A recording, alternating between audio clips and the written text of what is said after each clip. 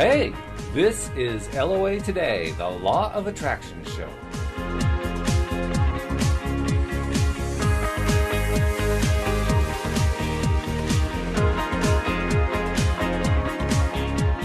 Welcome to LOA Today. Walt Thiessen and Joel Elston here.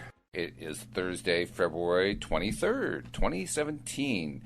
Hard to believe we're already into February of 2017. I'm still getting used to January. We're past that part, Joel. I think I remember talking about it's hard to believe it's February 2016. It seems like we have really time is on a warp right now.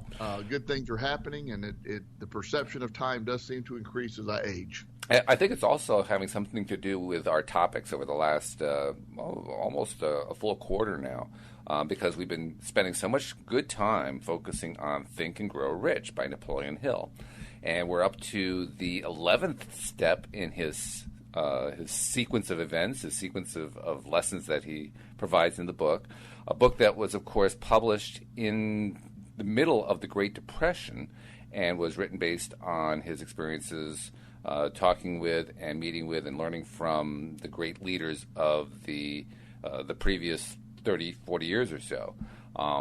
This week we're focusing on a topic that was very new for him at that time. It was new to all of the science of psychology and psychiatry, which is the topic of the subconscious mind. And Joel, he did the best that he could given the limited knowledge that he had at the time, I think. Well, and what I find interesting, even in the last, say, 10 years, what they've discovered, what the direction of science and psychology has gone, even in the last 10 years is drastically different. So going back almost 100 years is just amazing that he got it as good as he did, because there's a lot different now than, say, in 1980, 1990. Sure. Just the way that we're understanding the power of the subconscious mind, the role it plays. And one of the more I think, things that affect the subconscious mind more than most people realize is I work with addiction all the time. And that while I work with a bunch of different topics, addiction is one of the things that I sort of see addiction in everything, whether it's depression, whether it's anxiety. I see an addictive, redundant pattern. And the subconscious mind plays such an incredible role of either self-defeat or self-victory, as I like to call it. It plays a role that you don't realize. Obviously, subconscious is taking place away from your consciousness, but it's as active, and there are some of the newer thinking models show that the subconscious mind is far stronger than the conscious mind. It is. It's amazing. In fact, I'll get in. I'll get into it a little bit later. But I've had an experience with the subconscious mind over the past couple of weeks that kind of seared in my brain just how powerful it really is. Wow. But I'll tell you about that in a bit. One thing I wanted to touch on, the whole concept of the subconscious mind is something that, like we said, it's amazing how much he got right. The part that he got right really well is how important it is to understand the role of positive and negative emotions on the subconscious mind in terms of embedding in the mind the kinds of messages you want it to have.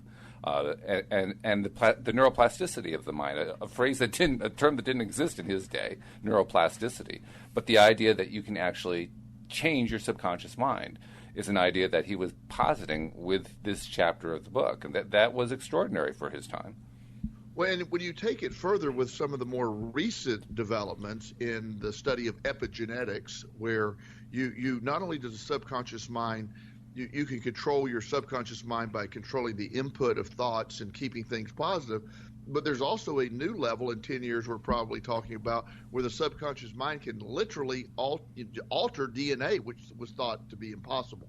So the taking this to the extreme, we are really at the beginning of the understanding of the mind. So the subconscious mind, for me, and I'll speak in a lot of personal terms, is when things were bad, I had developed a baseline of depression. I would like to call that. I lived depressed. What a baseline! I mean, yes. Oh my goodness. Yeah.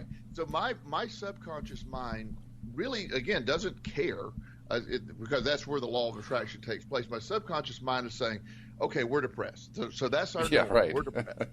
So any effort that I would take to get away from that, even if there were moments of me feeling better, I would immediately wake up the next day depressed again, thinking that was just a moment of euphoria. It wasn't real because I'm really depressed. The subconscious mind buys into whatever you feed it.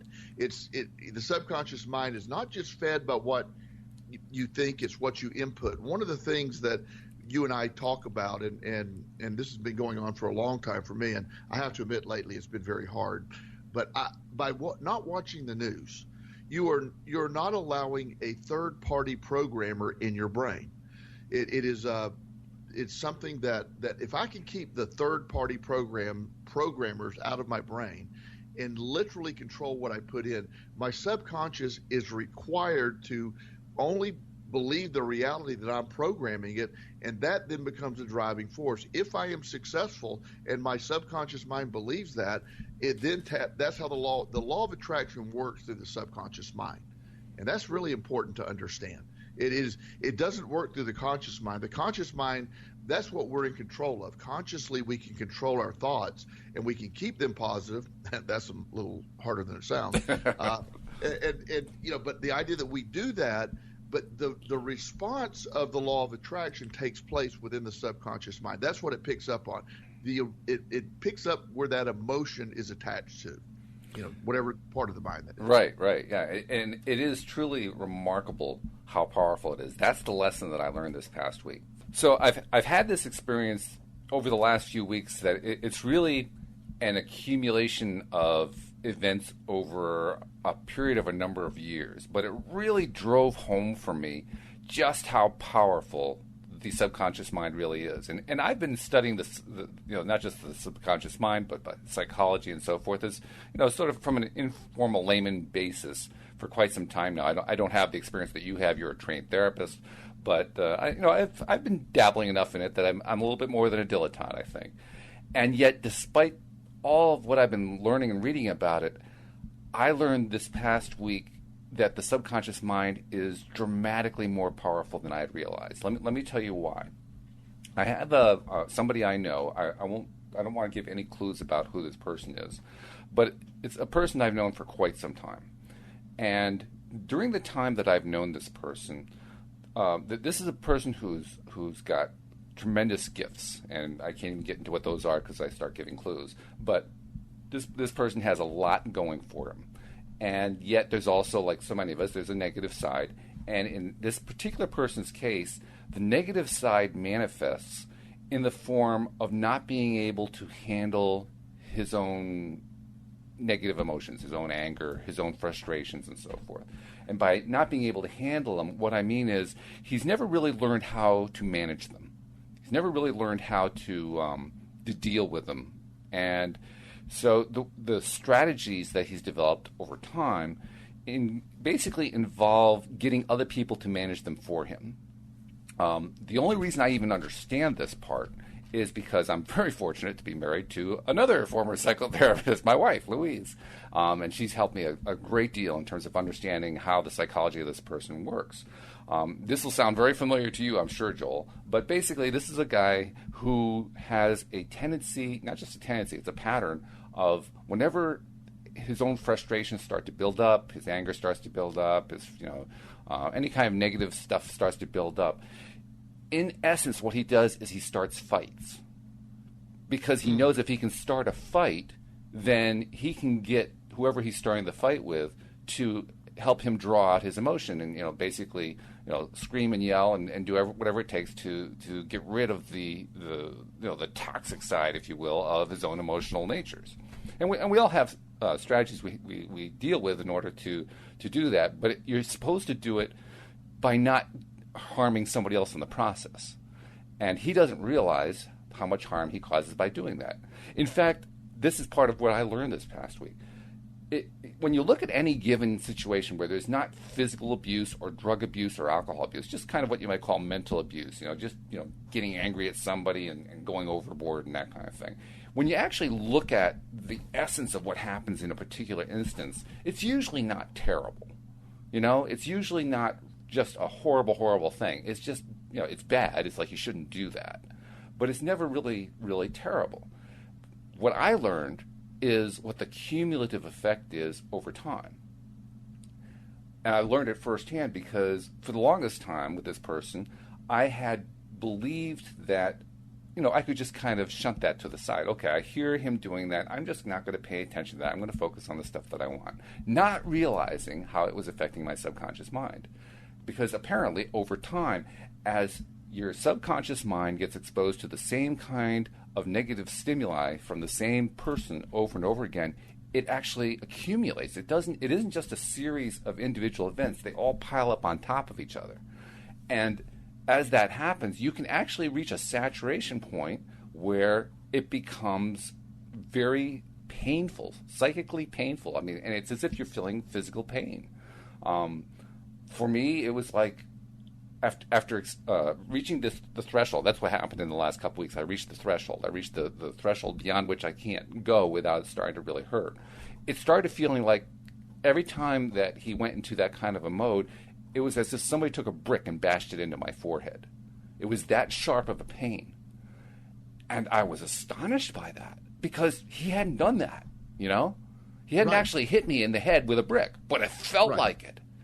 Right. And then what happens is, over time, our brains are really, really good, if you could call it that. They're really good at playing out these kinds of things so that we start making it worse and worse and worse in our own mind. So any given traumatic incident is bad enough, but in our minds, we keep playing it over and over again and traumatizing ourselves every single time as if it happened the first time. Right. When I realized this week just how powerful that is and just how, on the negative side anyway, just how damaging it can be, I was stunned. Well, and Walt, that's such a great example because when people are dealing with stuff, it's the history that develops. Our subconscious mind stores hurt. It stores pain. It stores those things. And as you said, you get to a saturation point. And imagine people that are, and as you're saying, I'm not minimalizing your situation, but people that have been beaten and defeated and just abused on deep levels. How so much of that is stored, and their reaction to everything today is based and filtered through that behavior. That your story is a great example of. I'm glad you're able to identify it because it's allowing. We opened by talking about third-party programmers, and he was unintentionally. You allowed him to be a third-party programmer with his negativity. Exactly, and learned really just how damaging it is. Because I'll tell you, while I understood to some degree that there was damage caused even with the most minor traumas, I didn't realize how important the cumulative part of it was. Exactly. That's so great you see that. I had years ago, I was a director of a group home in Florida, and it was an interesting job. And you had a lot of emotionally handicapped kids, and it was it can be very stressful at times because it had a horrible combination of underpaid staff, overworked staff, and kids that have been through unbelievable traumas, and so you can just imagine that. I'm not sure I want to at this point. Yeah, that combination of stuff. So when a child would go off, and what I mean by go off is they would go into a total meltdown and try to harm themselves or harm other people, then there was no option because there's no backup at that time. You would have to restrain the child. It was the thing that I hated doing most. It's why I got out of the business. Because it was hard to when your staff was dealing with these kids, it was hard to help them realize it's not personal and not to get angry and to do the minimum amount necessary to protect the child and the environment. Right. And so that's one of the reasons I got out of it. But I remember we have a young lady, and this has been many years ago. She's I don't know how old she'd be now, but she was a very sweet kid, but she had been through ungodly trauma. Family abuse, sexual abuse, and her father, who had abused her, told her one day he would kill her, and he would find her and he would kill her. And we all assured her that wasn't the case. Her father was in prison, and that wasn't happening, and she'd be a grown woman by the time he'd get out, and all this trying to help her a lot and deal with her trauma. Well, every time we had a new staff member, and the reason I mentioned the staff is our turnover was horrible. So we always had new staff people. Oh. And every time a new staff person would come in, that same night a new staff person would come in and she would have to be restrained. And a pattern developed so much that I realized, okay, new staff person, I'm going to probably need to have an extra staff person here tonight to help with this situation because this young lady is going to go off.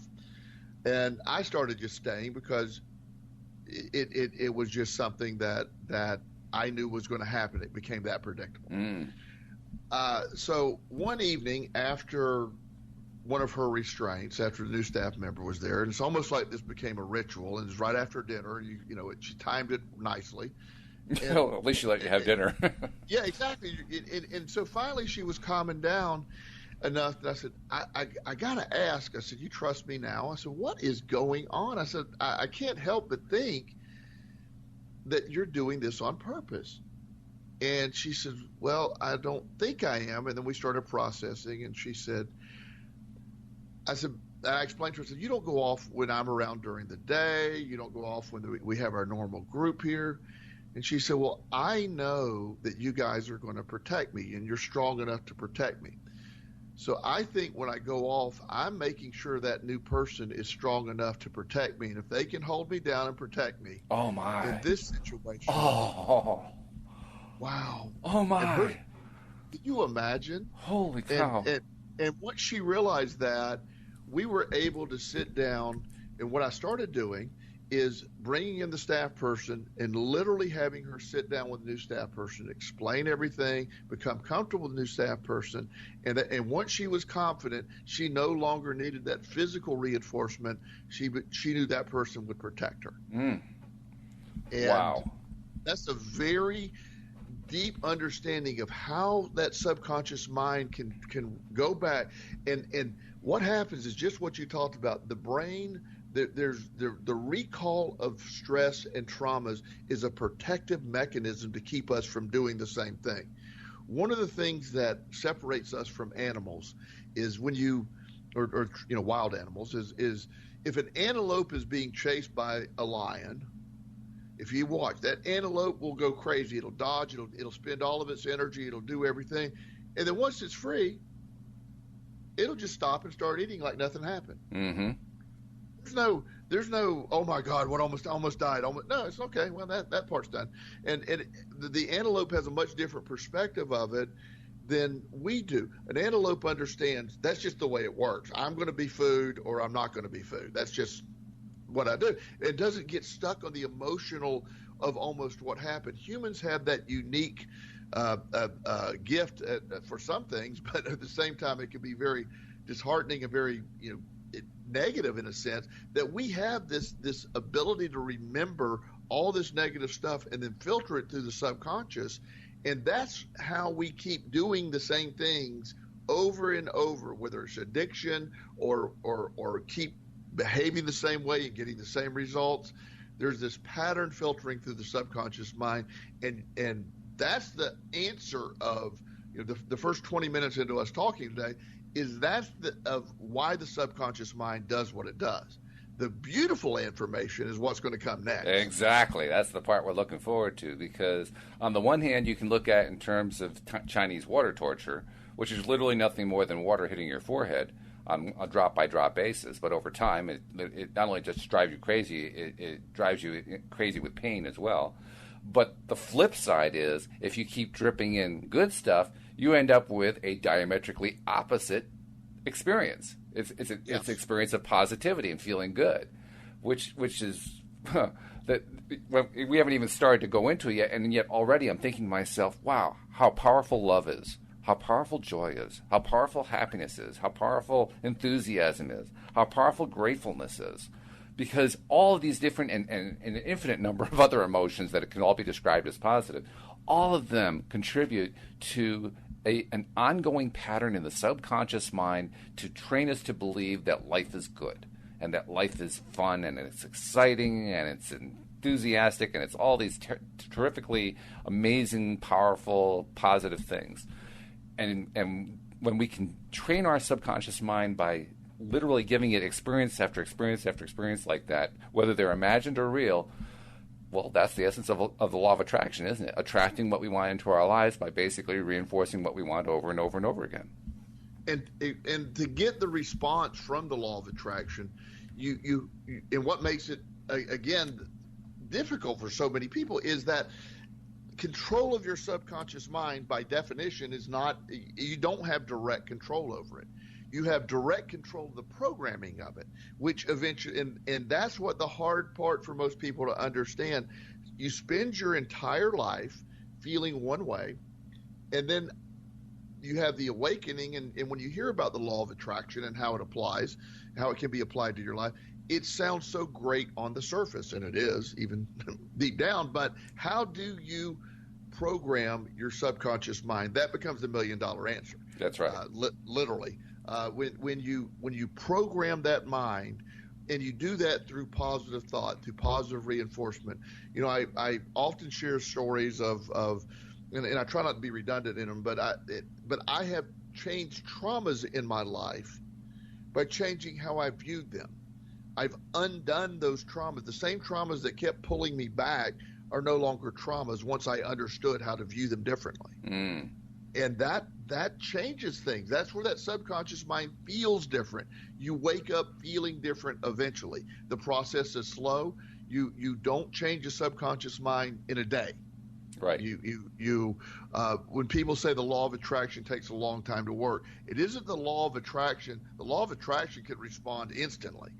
It's the law of attraction can only respond to where you're at deeply emotionally on a subconscious level. So changing the subconscious thing is a very, very different thing.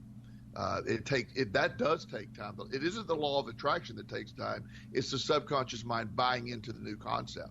And I've wondered for quite some time now. I've heard, excuse me, law of attraction gurus talking in terms of how there's some ratio between positive and negative thoughts, and as long as your ratio leans more toward the positive than toward the negative, where that balancing point is, then you're going to make progress into the positive realm. And I've heard different ratios applied. Some people say it's like, for every 10 negative thoughts, you only need one positive thought to counterbalance it or whatever. But I don't really know where that actual ratio is. And it just makes you wonder, how much positivity do you have to do before you start getting the positive results? It's going to be different for every person. I guess that's why it makes it so difficult to figure out what that ratio is going to be, isn't it? Well, I think a lot has to do with how much negative has been to this part, up to this point in your life. And I have, you've always pointed out, and you actually got me thinking in understanding something on one of the, and I forget the exact wording, but you pointed out to me that, and I always said to you, younger people seem to grasp the law of attraction easier than people are more set in their ways. They're more open to it. They apply it better. And you said they don't have as much stuff to undo, and those weren't your exact words, mm-hmm. but they don't have that, and that's exactly the point. It's that's where we've talked about in previous shows. It takes longer. The older you are, and you're never too old to do this, but it takes longer to get to that point if you've had more experiences that are going against that. So I don't think there's any one set ratio. I think that it's going to vary per person. It's going to vary per person's experience. I do like the concept of you as many positive thoughts as many as you can apply is going to be the best ratio. Right. The one of my favorite Facebook saying is, when is the best time to plant a tree? The answer is 20 years ago. Yeah, right. The next best time to plant a tree today. Yes. It's like so. How many? I don't know, but why? Let's not say, okay, boy, I have the privilege of having 20 negative thoughts today and only have to have one positive. It's not. It really doesn't work. Gurus are always looking for their little spin on things. So everybody wants a specific ratio, and I wish there were, but I like the idea of applying a bunch of different things, right. A bunch of different positive thoughts, and eventually that does infiltrate into the subconscious mind. It's what you think about when you start having positive dreams, you're reaching the subconscious. You're seeing when you're believing yourself, that's when it starts to matter. And another sort of caveat to that is I personally believe, and this is something that I'm not suggesting people do, but I think people who and I'll use an addiction term, who hit a really bad bottom and have nothing to lose are more open to the law of attraction as well. I think when you're trying to hold on to an old life, you're trying to, sort of pull it. In some ways, people, because I hit a very low bottom, ended up homeless, all this stuff, ended up in a halfway house and built my life back from that.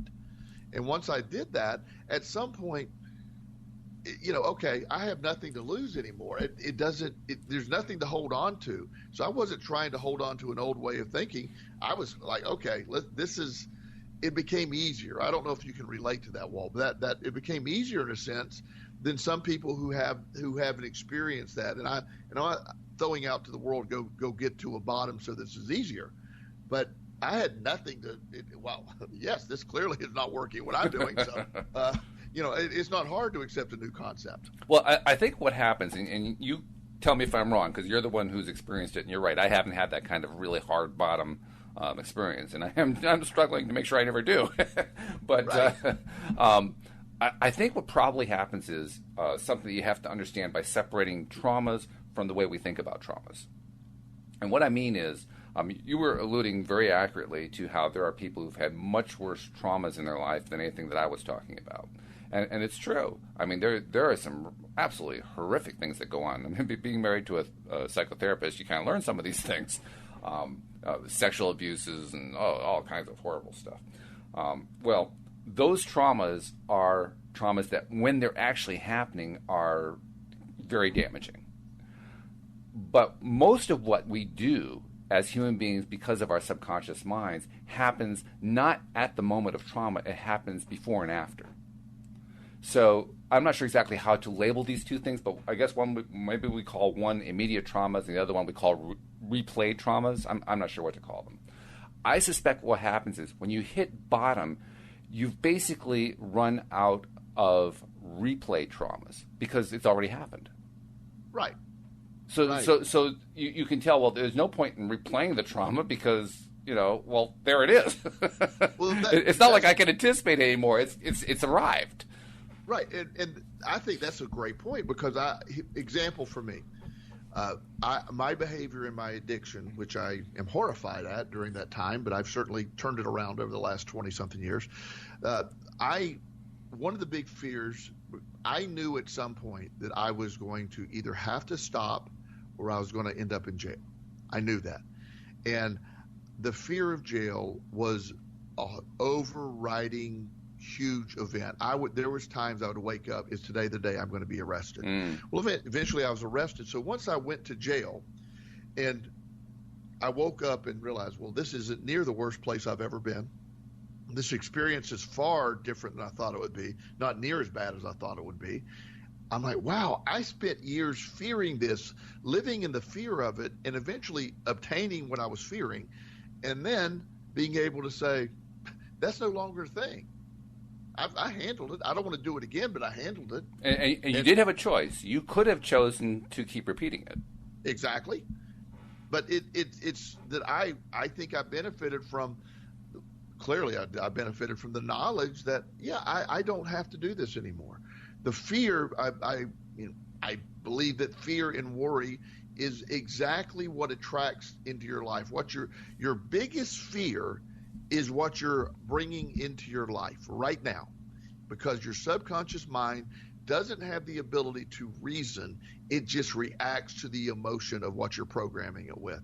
There's no logical subconscious mind. A subconscious mind is very literal. My son TJ was one of the funniest things that I always used to deal with him is he was very bright in so many areas, but he could not ever grasp sarcasm. He was literal on everything. And you had to be very careful how you worded things with TJ because he okay, well, if a teacher told him sarcastically, he said, I don't want to do my homework. Okay, buddy, you don't have to do your homework. You're the only one in the class that doesn't have to, haha, and walk away. TJ was, okay, well, thank goodness for that. Yeah, right. You know, he truly was really happy, you know, came home and said, well, she said I didn't have to do it. And I said, oh, TJ. He later learned in life that while he didn't grasp the concept of sarcasm, he later learned to at least interpret it and realize when somebody was being sarcastic. It makes a whole lot of sense, though, because what is sarcasm? Sarcasm is essentially a negative programming. Yes. It's basically telling your subconscious mind the exact opposite of what you really want to tell it because it's funny. And the subconscious mind doesn't do sarcasm. It doesn't do anything that it's going by the feelings of it all. And that's where the law of attraction, that's where to me it knocks everything out of the park here. Yeah, oh yeah, because you think about it, the subconscious mind doesn't know how to laugh. No, it doesn't. It has zero interest in it. It doesn't have, the subconscious mind doesn't operate that way.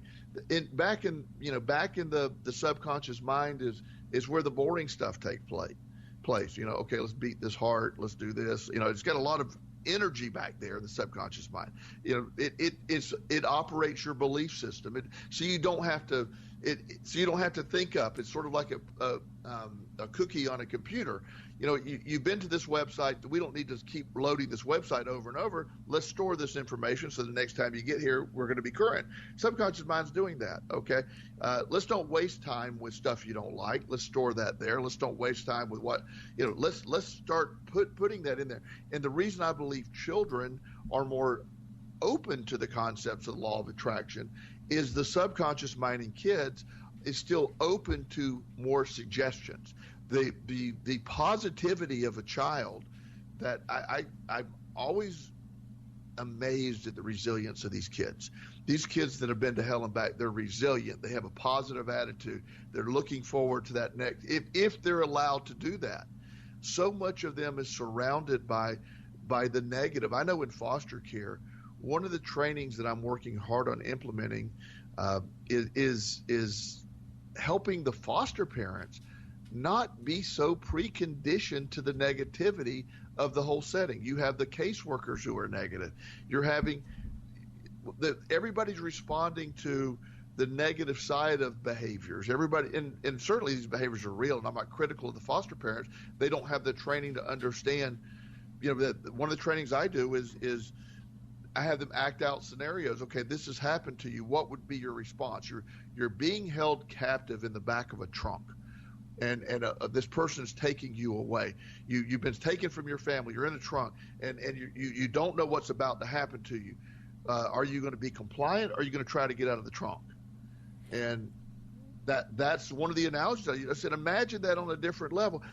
Everything you know, everything you've been told is wrong. You've been ripped from your family. You've been put in another home. You're told everything you believe is wrong. The person who you love most in the world is no longer involved, and they can't talk to you. What are you believing? Of course you're going to act out. You know, I was just noticing there's actually a musical analogy here. Oh, nice. One that I'd never really thought about before. And I should have known this one because I used to play music. I used to be a guitarist. Anybody who's ever played in a band knows that you have various devices you can plug into that will create effects. The most famous effect device is the synthesizer, the music synthesizer. And we recognize it from different songs that we know. People who are Pink Floyd fans, for instance, recognize the echo effect, right? Where you hear, whatever the sound is being repeated every, few seconds, every few microseconds, whatever, but at a steady pace over and over and over again. Well, something that most people don't know, because they didn't actually play around with it like I did on a guitar or with the synthesizer or with an echo box or something like that, is if you play a note or you play a series of notes and you use an echo effect and you let the echo effect keep going, it will start to degrade. And when it degrades, it will do something really remarkable. It will turn into feedback. Feedback being that high squeal thing that you get, that sounds very unpleasant. It's like, oh, turn it off. It's like the reverb's up too high, that kind of thing. It always turns into feedback. And it just struck me, wow, so much of music is about negative themes. My girl left me, I got abused at home, I'm an alcoholic, all these negative themes that show up in popular music. And here you have the echo effect being used. I mean, Pink Floyd, I mentioned Pink Floyd. Their lyrics are probably among the most depressing lyrics you'll ever hear.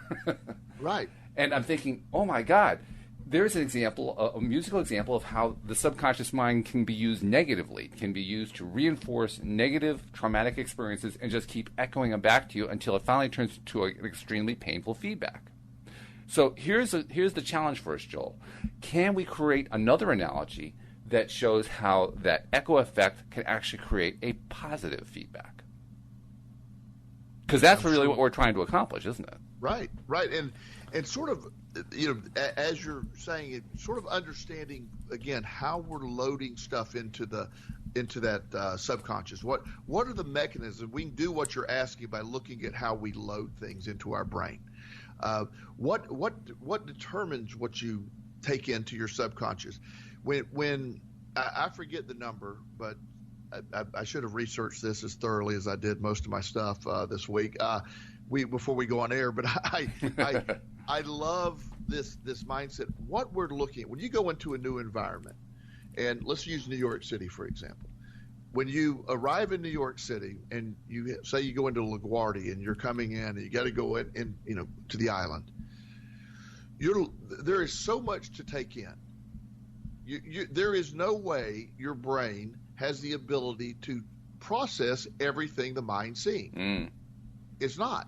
It's what you choose to focus on that you see the big, huge buildings. You see all this. And this is, I'm going to bring something very unique to where we're at least I think, is the differences between humans, I believe, is when you look at a picture, it's what you focus on that sort of tells where things are at. You can look at New York City and say, wow, this is amazing. It is just full of life, and there's so much activity, and it's so productive, and these people always are on the go. It's just full of energy.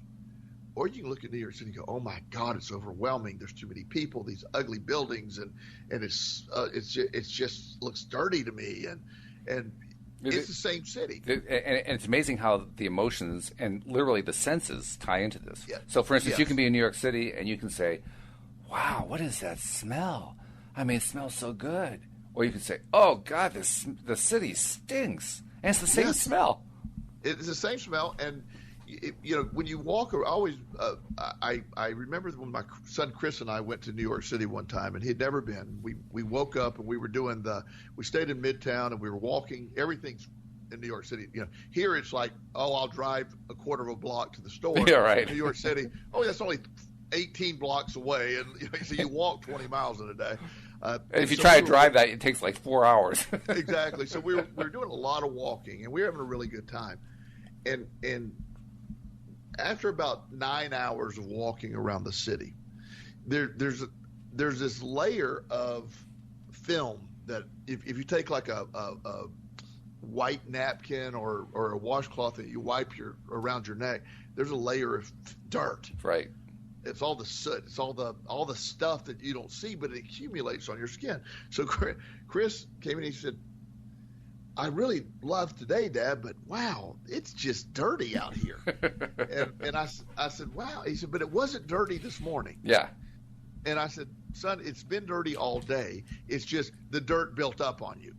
And that's the piece that water torture you were talking about. So, the example that I've used, and I've done this in seminars before, I will take I don't. It's hard to get the film anymore, but instant camera films, and I can do it with a digital camera too. Mm-hmm. But I will just take a camera and I will run it around the room, clicking it nonstop, just not even caring where I'm pointing. Right. Well, and I use that as an example. The camera lens doesn't care what you're pointing at. It's just taking in what you're taking the snapshot of. And then what I like to do is put the picture up on a PowerPoint or a big screen and say, okay, I just took this picture, and let's look at things, let's notice things that we weren't noticing. And the picture, and it's amazing what you'll find in that. Well, it's really cool exercise to do. You can do it anywhere. And you start looking at like, wow, I've been sitting here the whole time and I did not notice that man sitting in the back row that has the Band-Aid where he cut himself shaving. Mm-hmm. I didn't notice that the rope that's above the curtain behind there is loose and it may fall, and all this stuff that we were able to take these pictures of, because again, the camera didn't care what it loaded. It just took it out there, and our eyes are taking things in, and it doesn't care what's there. It's seeing it. Most of it we're not acknowledging, but all of that gets to the subconscious mind is processing all of that stuff. It's incredibly powerful. It is. And the emotion attached to it is where the subconscious mind is storing. If I walk into New York City and I'm looking at it, the subconscious mind for me was, wow. All the subconscious mind was noted. Picture of New York City, wow, great place. And that's what's stored there. Trauma, oh my God, evil. And I use that example for me being a recovering compulsive gambler. My trips to Las Vegas, when I would fly in, I was euphoric. It was amazing. Mm-hmm. And when I'd fly out, I was horribly depressed. The world was coming to an end. I was hoping the plane would crash every time I left. And it's the same plane. Same plane. It's almost always the exact same physical plane because it's the same plane route. You're flying from City X to Vegas and from Vegas to City X. It's the same plane. And so the exciting part, like you're talking about, is what we can easily see how we program the negative that's out of our control. So reversing the process, doing the opposite of, is looking for the good, looking for, or even turning situations that seem horribly bad. We did a show that was actually, you and I didn't think so, but it was actually labeled adult content or something, or mature audiences. And we didn't intend it that way, but it was about a perspective of September 11th. Oh, right. And I was shocked to hear that somebody, we were not, it was really benign, I thought, but amazing how somebody else could listen to the same thing and think there was controversy attached to that, or there was adult theme to that. And I don't want to turn this show into that, so I'm not going to get into it, but it was, again, a perspective of something. So when you realize you control your perspective, you're in control of that. Your perspective is what is helping you download into the subconscious mind. When you force yourself into a positive state, the subconscious mind is picking up on that, and then the law of attraction can then get in tune with that and bring in and that's how you change it. And it's the exciting news is it's that easy, and the bad news is it's not near as easy as it sounds. Well, you just confused everybody. Exactly, because we overthink it. You don't equate to it. You overthink the message because when I use children again. Children don't have the filters. It's hard to unplug the filters of what doesn't work. What food do you dislike, Walt? Do you have a food you really dislike? Oh, geez, let's see. I don't have too many of them. Most of what Louise makes is wonderful. Okay. Well, first of all, all right. Here for Louise. Yeah, right. Thank you. Let's see. How about kale? I really don't like the flavor of kale. Okay, so kale. Somewhere along the way, you have eaten kale and you said, "Oh, it's just and your taste buds don't." And I agree, kale. I eat a lot of kale, but I do them in smoothies, so it tends to be mixed up. Actually, for me, it's the texture. It's this heavy, chewy, hard to chew, and kind of. God. I love that because one of my favorite flavors, and this is where there's two things that I love. I love the flavor of coconut. I hate the consistency of coconut. You and Louise, yeah, she can't stand coconut. Yeah, but the flavor is awesome. Mm. But the consistency is chewy. It gets in your teeth. It's not. It's very uncomfortable. Yeah. Yeah. And the other for me is I love onion flavor, but I don't like the slimy onions. I don't. But I love the onion flavor. On a different level. This isn't even about flavor because I think it's two entirely different flavors. I will challenge anyone in the audience that I probably eat more raw spinach in a week than anybody listening. I eat a lot of raw spinach. I cannot swallow cooked spinach. It won't go down. Mm. And it's so the reason I do that is the reason I'm pointing that out is all these things I derived this at different points in my life.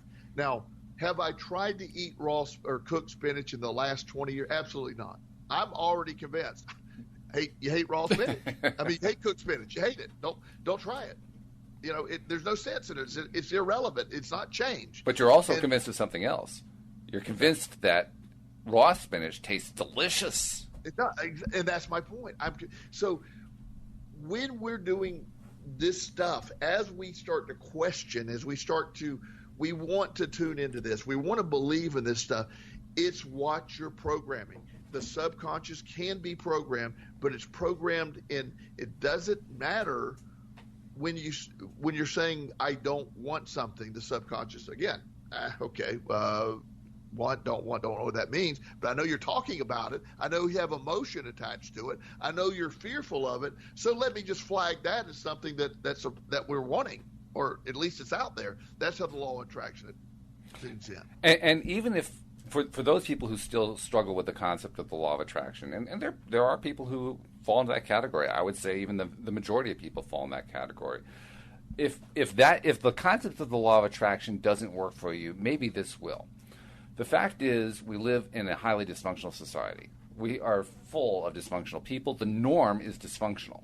I mean, we talk about normal people. Norm is dysfunctional in society. The overwhelming majority of people have dysfunctionalities of one kind or another, and they dominate their subconscious programming. So even if you don't buy into the whole concept of the law of attraction, buy into this. We have a whole lot of negativity to overcome with positivity.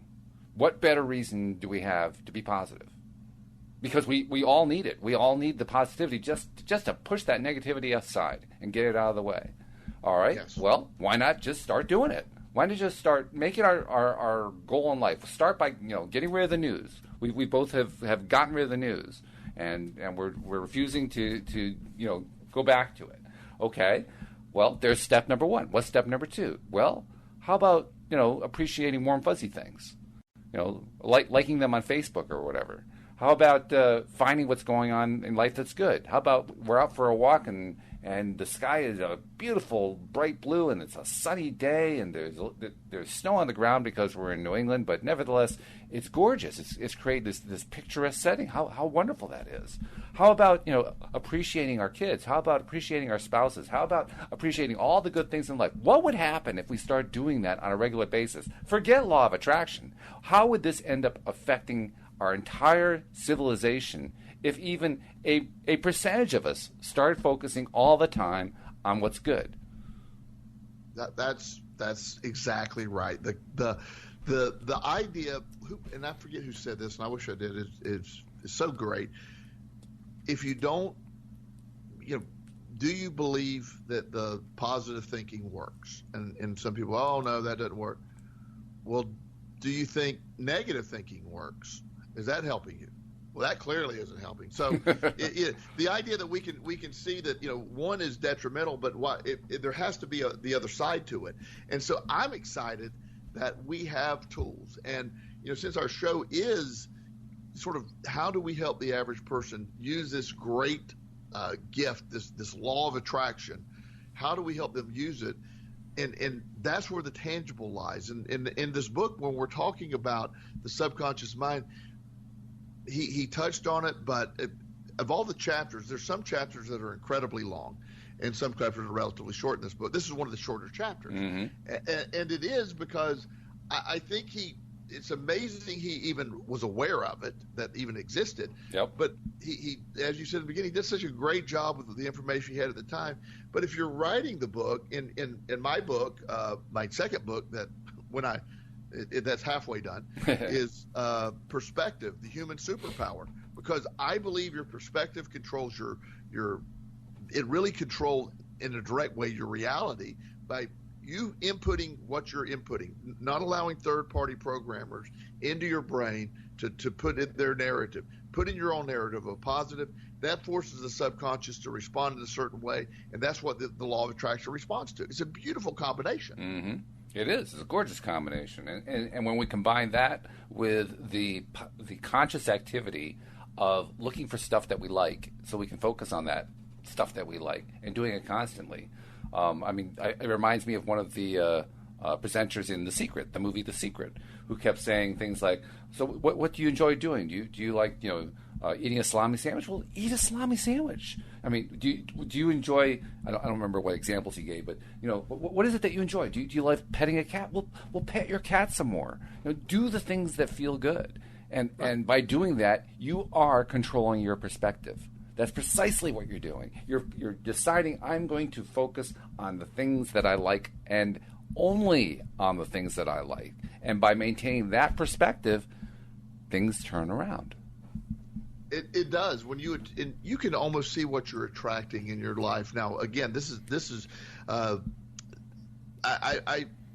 we tend to attract the same people into our lives. I always laugh that, I say I want one thing in a relationship and I end up with another. Well, I'm obviously doing something right that's not matching what I say I'm wanting. Right. And I've seen that a lot where this side of it's what I'm after. What are you really trying to invite, and what are you actually inviting? Mm-hmm. And understanding how we get there, that's the difference. And as you're saying, going out there and you walk out into a world and go, this is a beautiful world. We were talking about New York City earlier. There was this, one of the most fascinating things that I felt is in the middle of this courtyard of this hotel that I used to stay at in New York, and I'm dropping the name right now.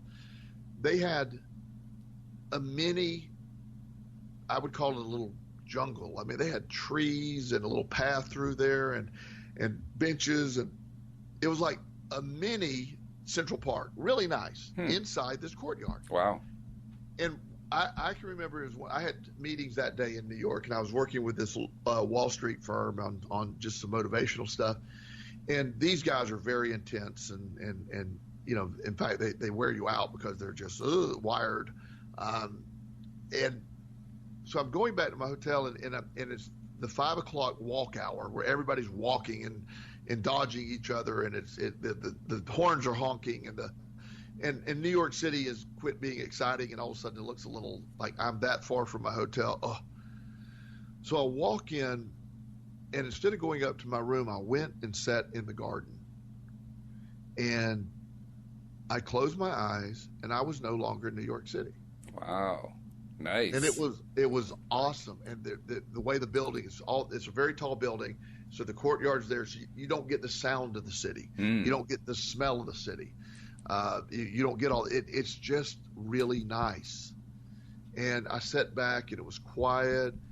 And this gentleman walks through the garden, and he speaks, "Hey, how are you?" And it felt like I was in some middle of nowhere. And the reality was, I was another place, because that's what my perspective. And it's like an instant recharge. I'm like, wow, look, I found this oasis in the middle of the craziness here, but it really wasn't. New York City was no crazier than I was excited when I woke up in the morning. It just had warned me, and I allowed other third-party programmers in my head. I quickly was able to get back to my point of view and change the evening for a wonderful. Then I went out to a great dinner, and had a really good time with some really good friends, and had an incredible meal. And wow, that I was able to hit the reset button, find a way to fit. You can't do it perfectly, I hope we can do it perfectly one day. I have not been able to do it perfectly, but I do have moments where I can stop, take a deep breath, look where I'm at. I have this never happens to me, and this weekend I was driving up to an appointment, and I have a really nice car, and all of a sudden it went crazy. The alarms went off. It started surging. It said the car will shut down in 20 seconds to protect the motor. And I'm like, what? I'm in the middle of an intersection. I'm doing 3 miles an hour. People are honking at me, and I'm trying to process all this. And I got to be at an appointment. Well, I was a half a mile away from an appointment, which was good. And I was able to sort of chug. They didn't want me to chug. It wanted me to turn the car off, but I refused to do that. And I chugged and literally pulled up in front of my client's apartment. So I called it's a Porsche Cayenne, really nice vehicle. It's only 2 years old, under warranty. So I called my roadside service from Porsche, and they said, no problem. We'll send somebody out, and we'll be there within the hour. I said, great. I called the dealership. They said, we have a loaner car ready for you when you get here. And all of it worked perfectly.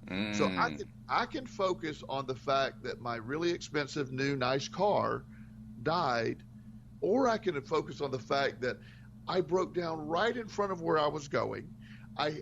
The tow truck gave me a ride to the dealership. They gave me a really awesome loaner.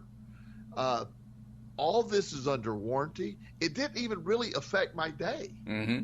It didn't take me out of it. I just ate lunch in a different place than I was planning on eating lunch at. It's the only different in the day. In fact, it also makes me realize there's what we might call the Central Park analogy. You mentioned Central Park in New York City. Right.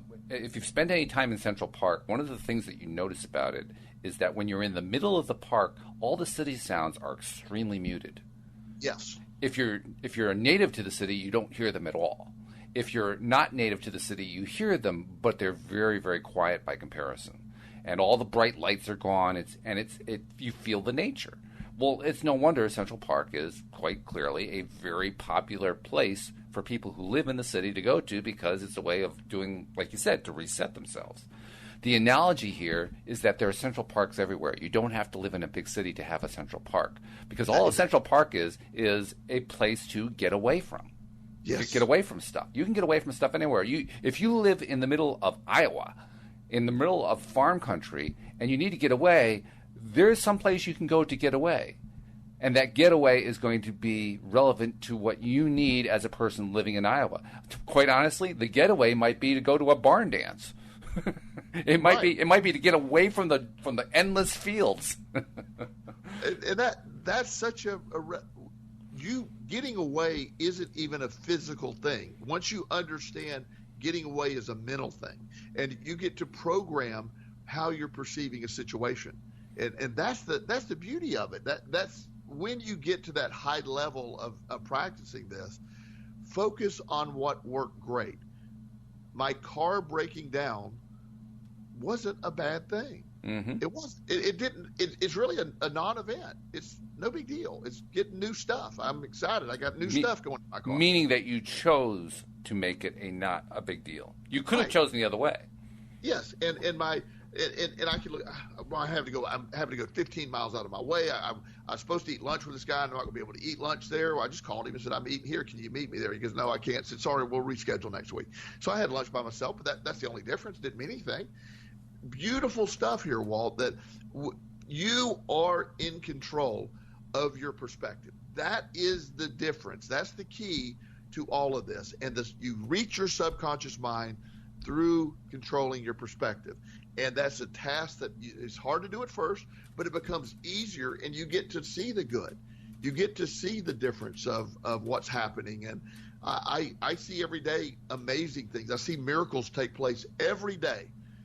That everybody, Joel, really, is that a little dramatic? and to some people it may be, but I've seen people who have been addicted to stuff turn their lives around. I see people who have been chronically unemployed get jobs. I see people who have lost 250 pounds and are feeling healthy again. I've seen families that broke apart by addiction coming together. I see adoption hearings.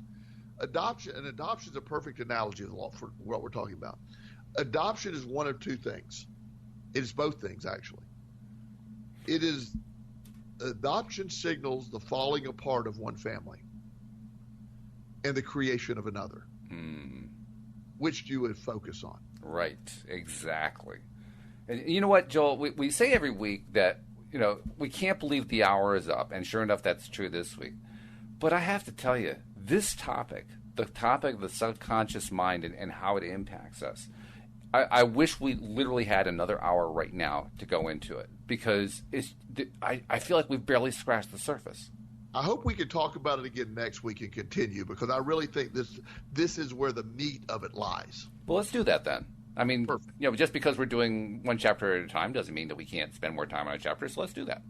Let's do it. All right. Sounds good. So just to remind everybody, find us on iTunes, find us on at our website, loatoday.net, find us here on PRN, find us on Facebook, find us anywhere you have to find us.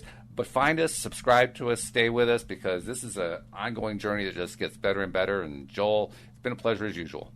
Look forward to talking to you next week. Me too. We'll see you all next time here on LOA Today. Goodbye, everybody.